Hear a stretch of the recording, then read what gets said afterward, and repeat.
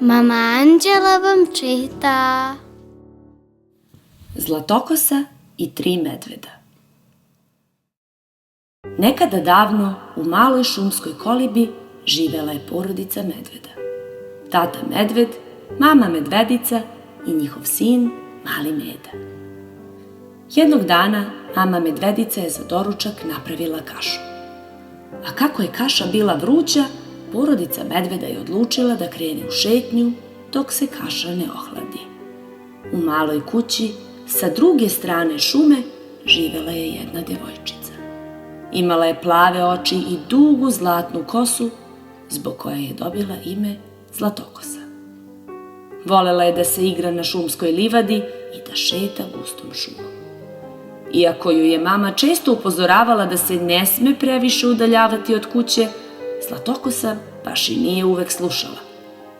Jednog jutra Zlatokosa je izašla iz kuće i krenula prema šumi. Želela je da ubere šumsko cveće, ali kako je lepog cveća bilo na sve strane, devojčica je svakim korakom išla sve dublje i dublje u šumu. Zlatokosa se toliko zanela branjem cveća da nije ni primetila koliko se udaljila od svoje kuće. Uskoro se našla pred malom kolibom. Pogledala je kroz prozor i ugledala posude sa hranom. Bila je gladna, pa je odlučila da uđe u kolibu. Kaša je baš lepo mirisala i Zlatokosa je prvo prišla najvećoj posudi. Međutim, kada je probala, ta kaša je bila još uvek jako vruća. Pa je onda probala kašu iz srednje posude, ali ta je bila potpuno hladna.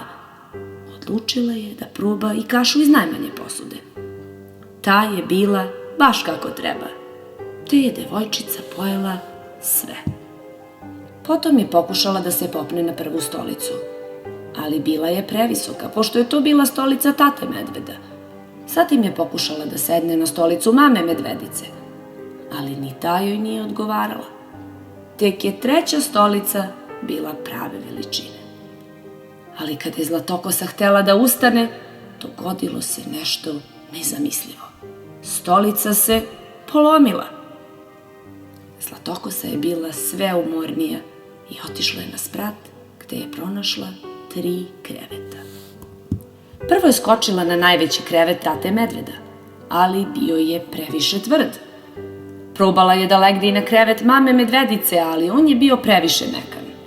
Na kraju se ispružila na krevetu malog Mede i zaspala. Dok je ona tako spavala, 3 medveda su se vratila iz šetnje. Kad je tata u svojoj posudi ugledao kašiku, dubokim glasom je uzviknuo: "Neko je dirao moju kašu."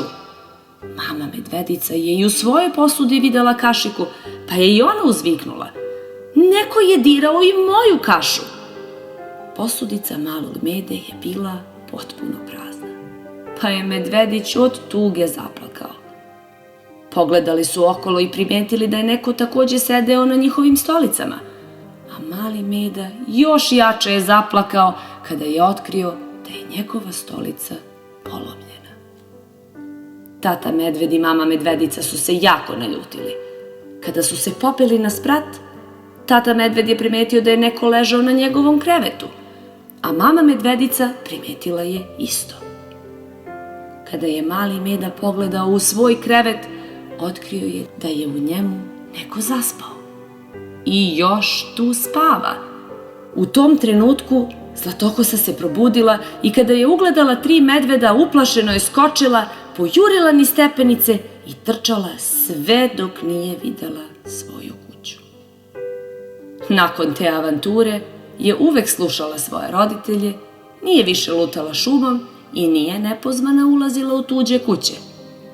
A porodica medveda nikada više nije ostavljala kašu da se hladi. Bacite like, share i subscribe.